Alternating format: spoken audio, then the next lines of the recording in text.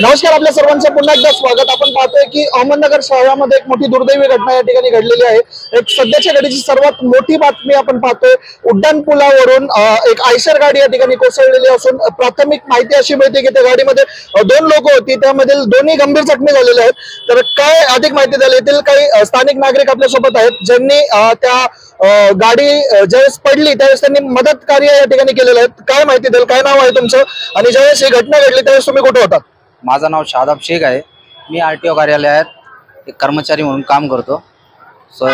तर आम्हाला एक आवाज आला जोरात, काय कळलं नाही कसाचं, पण पब्लिक पळाली तेव्हा आम्ही आलो इथं, बघितलं परिस्थिती।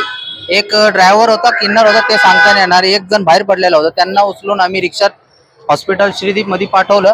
तर दुसरं कळालं का आतमध्ये अजून एक आहे। तर 2-4 अजून भरपूर लोक जमा झाले। मग सगळ्यांनी मिळून ते बॉडी मध्ये फसलेला होता कॅबिन मध्ये, त्याला ओपन केलं आणि आतून काढलं। फार गंभीर जखमी दिसत होते ते। निश्चितच आपण काय पाहत असतो, उड्डाण पूल नेहमी चर्चेचा विषय बनत आहे।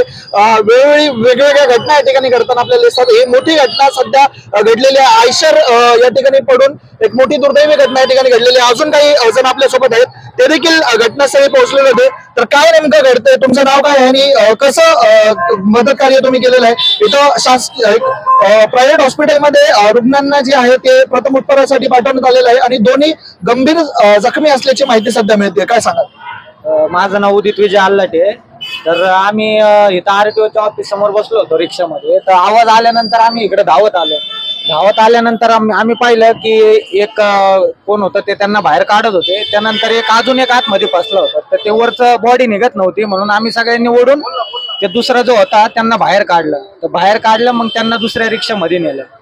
निश्चित आपण या ठिकाणी पाहतोय की खूप मोठी घटना या ठिकाणी घडलेली आहे आणि 2 जण आयशर मध्ये होते। आणखी काही नागरिक आपल्या सोबत आहेत, त्यांची देखील आपण प्रतिक्रिया घेऊयात। ज्यावेळेस आम्ही आरटीओ ऑफिसला असताना आम्हाला मोठा आवाज झाला। आवाज झाल्यानंतर आम्ही इथे प्रत्यक्षदर्शी ज्यावेळेस बघितलं, तर त्यावेळेस एकदम ते बॉडी कॅबिन पूर्णतः चुरा झालेला होता आणि त्याच्यामध्ये आतमध्ये 2 लोक साधारणतः तडफडत होते। मग आम्ही पुढे गेलो। पुढे गेल्यानंतर मग 2-4 अजून लोक आलेत। मग असं करता करता मॉब जमलं। मॉब जमल्यानंतर ज्यावेळेस त्यांना बाहेर काढलं, तर त्यांच्या डोक्यात रक्तस्राव भरपूर झालेला असल्याने त्यांना इमिजिएट आम्ही श्रीदीप हॉस्पिटल येथे हलवण्यात आलं होतं। या ठिकाणी आपण पाहतोय की एका प्रायव्हेट हॉस्पिटलमध्ये जे रुग्ण आहेत त्यांना उपचारासाठी दाखल करण्यात आलेलं आहे आणि दोन्ही गंभीर जखमी असल्याचं आपल्याला समजतं। सध्याच्या घडीची सर्वात मोठी बातमी आपण पाहतोय की अहमदनगरच्या उड्डाणपुलावरून एक आयशर कोसळून 2 जण खूप गंभीर जखमी झालेले आहेत। गाडीमध्ये लोड होता का, गाडी ओव्हरलोड झालेली असताना ही घटना घडली आहे की कसं? गाडी तो पूर्ण ओव्हरलोड होती, कारण आता तुम्ही बघितलं असेल तर गाडी ओव्हरलोड आहे। त्या हिशोबाने त्यांना कंट्रोल झाली नाही गाडी आणि त्या अनुषंगाने सदर अपघात झालेला आहे। निश्चितच या ठिकाणी आपण पाहतो की प्रशासनाचा देखील हलगर्जीपणा कुठेतरी याला कारणीभूत असू शकतो, कारण गाडी ओव्हरलोड असल्याचं नागरिक सांगत आहेत। निश्चितच या ठिकाणी एक भयंकर घटना। या ठिकाणी अजून काही नागरिक आहेत, त्यांच्या देखील आपण प्रतिक्रिया घेऊयात। काय सांगाल? मुळात सरकारने इतका मोठा खर्च करून बायपास तयार केलेत, इथल्या पोलीस प्रशासनाचा हा हलगर्जीपणा आहे। शहरामधून इतकी मोठी गाडी जातीच कशी?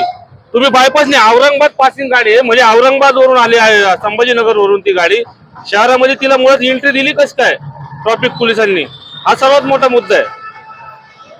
निश्चितच आपण पाहतो की कुठेतरी नागरिकांमध्ये देखील संताप पाहायला मिळतोय।